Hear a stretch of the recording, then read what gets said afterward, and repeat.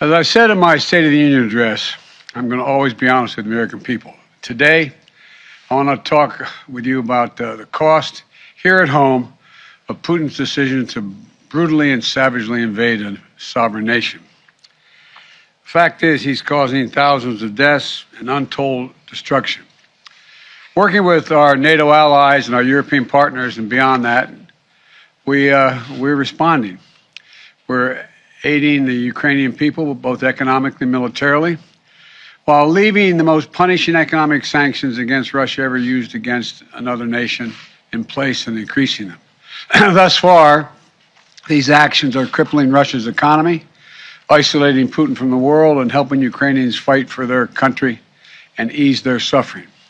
But as I've said from the start, Putin's war is imposing a cost on America and our allies and democracies around the world. Today, I want to talk about one aspect of Putin's war that affects and has real effects on the American people. Putin's price hike that Americans and our allies are feeling at the pump. I know how much it hurts. As you've heard me say before, I grew up in a family like many of you where the price of a gallon of gasoline went up. It was discussion at the kitchen table. Our family budgets, your family budgets, to fill a tank, none of it should hinge on whether a dictator declares war. So today I'm laying out a two-part plan, not only to ease the pain that families are feeling right now, but to end this era of dependence and uncertainty, and to lay a new foundation for true and lasting American energy independence. Parenthetically, just imagine if, in fact, Europe didn't have to count on Russian oil, if they were energy independent. It would change the nature of so much. The problem we're facing with gas prices has two roots. First, the pandemic. When COVID struck, demand for oil plummeted, so production slowed down worldwide. Because of the strength and the speed of our recovery, demand for oil shot back up much faster than the supply. That's why the cost of gas began to rise last year. The second root is Vladimir Putin. The start of this year, gas was about $3.30 a gallon. Today, it's about averaging $4.20, $4.22, and it's higher in many states. Nearly $1 more in less than 3 months. And the reason for that is because of Putin's war. And now many people are no longer buying Russian oil around the world. I banned the Russian import of oil here in America. Republicans and Democrats in Congress called for it and supported it. It was the right thing to do. But I said at the time, it's going to come with a cost. As Russian oil comes off the global market, supply of oil drops and prices are rising.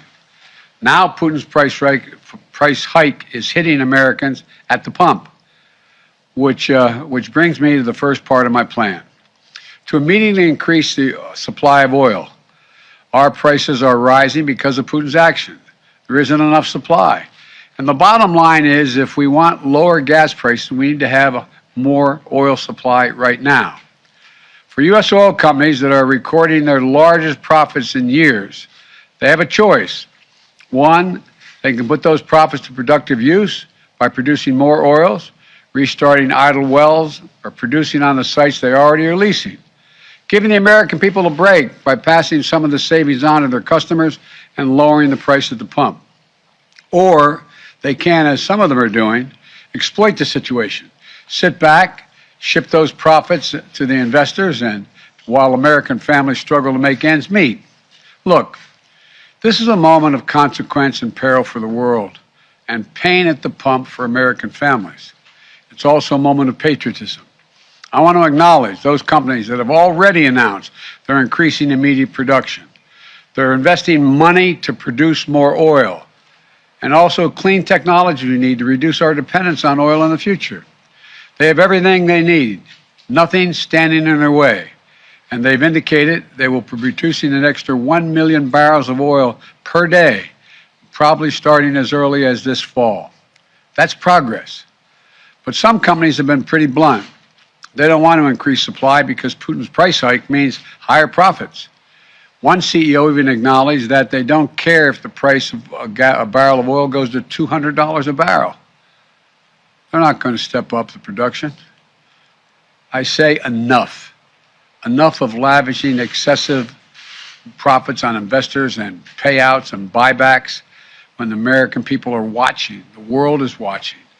U.S. oil companies made nearly $80 billion in profit last year, and this year those profits are expected to continue to soar.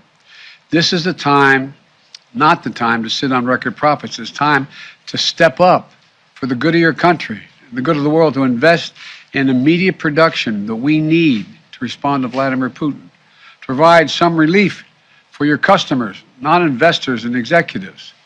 Look, I'm a capitalist. I have no problem with corporations turning a good profit. But companies have an obligation that goes beyond just their shareholders, to their customers, their communities, and their country. No American company should take advantage of a pandemic or of Vladimir Putin's actions to enrich themselves at the expense of American families. Investing those profits in production and innovation. That's what they should do. Invest in your customers. And it isn't just like, it's not the patriotic thing. It is good for your business as well. Right now, oil and gas industry is sitting on nearly 9,000 unused but approved permits for production on federal lands, or more than 1 million unused acres they have a right to pump on. Families can't afford let companies sit on their hands. So, to help execute this first part of my plan, I'm calling for a use it or lose it policy.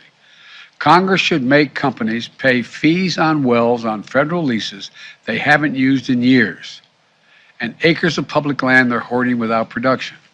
Companies that are already producing from these wells won't be affected, but those sitting on unused leases and idle wells will either have to start producing or pay the price for their inaction. Look, the action I'm calling for will make a real difference over time. But the truth is, it takes months, not days, for companies to increase production. That's why the next part of my plan is so important. Today, I'm authorizing the release of 1 million barrels per day for the next 6 months, over 180 million barrels from the Strategic Petroleum Reserve. This is a wartime bridge to increase oil supply until production ramps up later this year. And it is by far the largest release of our national reserve in our history. It will provide a historic amount of supply for a historic amount of time, a 6-month bridge to the fall. And we'll use the revenue from selling the oil now to restock the Strategic Petroleum Reserve when prices are lower. So, we'll be ready. We'll be ready for future emergencies. Folks, I've coordinated this release with allies and partners around the world. Already, we have commitments from other countries to release tens of millions of additional barrels into the market. Together, our combined efforts will supply well over 1 million barrels a day. Nations coming together to deny Putin the ability to weaponize his energy resources against American families and families and democracies around the world. Now, for the first part of my plan is about meeting an immediate crisis. The second part is about declaring real American energy independence in the long term so that we never have to deal with this problem again. Ultimately, we and the whole world need to reduce our dependence on fossil fuels altogether.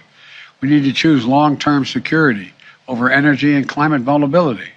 We need to double down on our commitment to clean energy and tackling the climate crisis with our partners and allies around the world.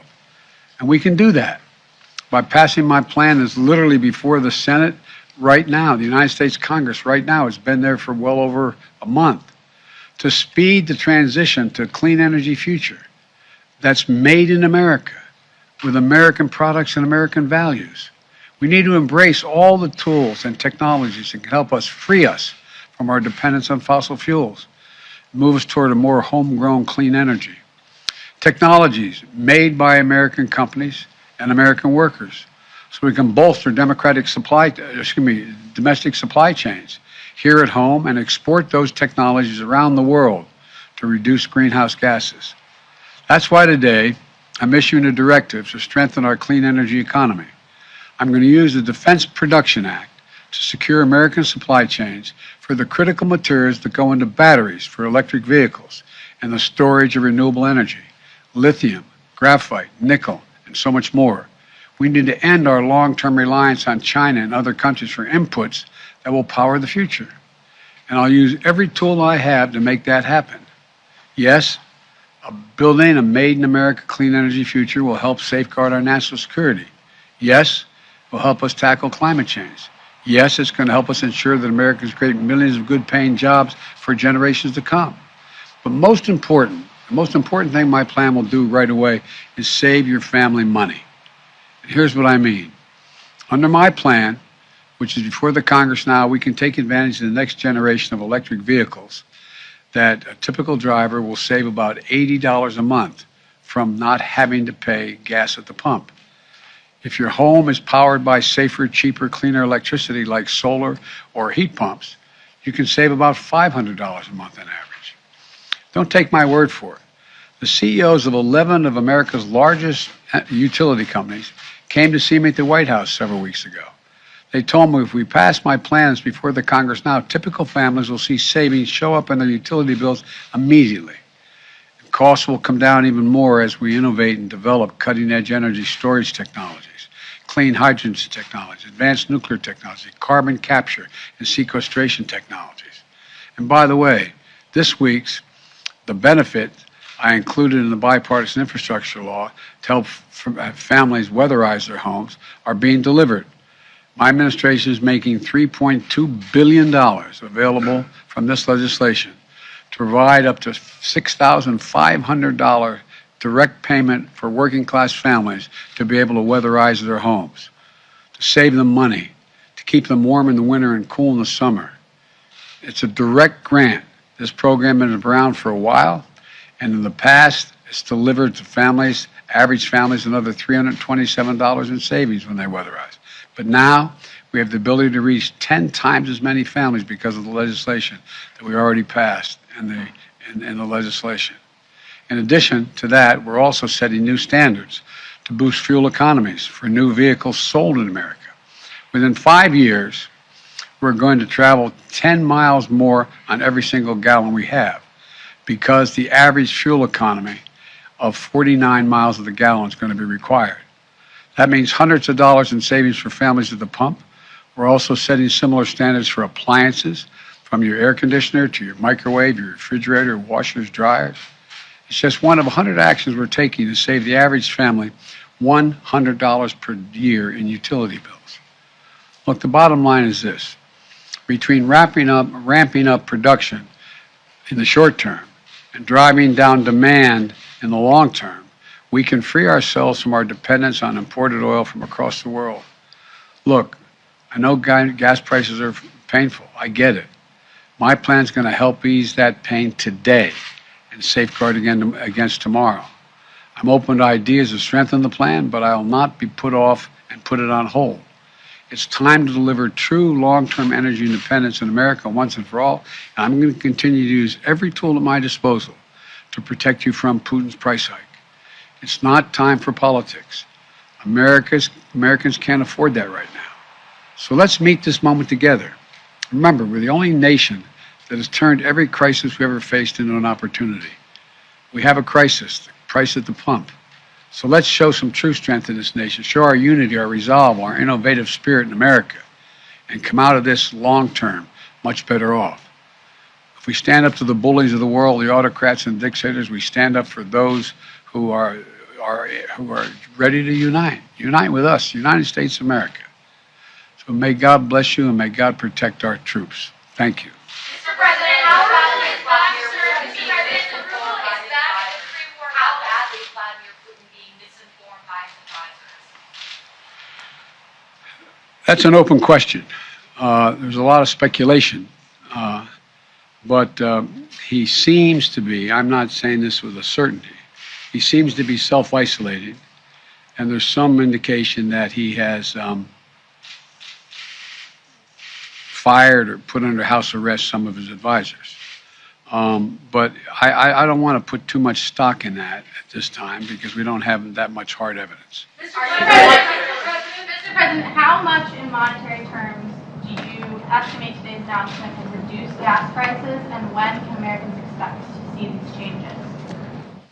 That's a really important question, and there's no firm answer to it. But prices already came down when it was announced ahead of time that Biden was going to release so much energy from so many barrels of oil from the Spro. They're They're already come down. My guess is we'll see it come down, continue to come down. But how far down, I don't think anyone can tell. And there's going to be a slight delay because if you go out there and you're a gas station and you purchased X amount of gas at a certain price, you're not going to lower the price of the pump until you're able to get back what you invested. And that, I'm talking matter of, I think, days and weeks. But it's hard to tell. And the other thing is, but it will come down. And it could come down fairly significantly. It could come down the better part of, anything from 10 cents to 35 cents a gallon. It's unknown at this point. I'm also waiting to see whether or not our allies exactly how many barrels they release from their supplies now. My guess is it could be as high, somewhere between 30 million to 50 million barrels. And the higher the number, the more likely the prices to come down. Thank you all very much. I appreciate it. Thank you.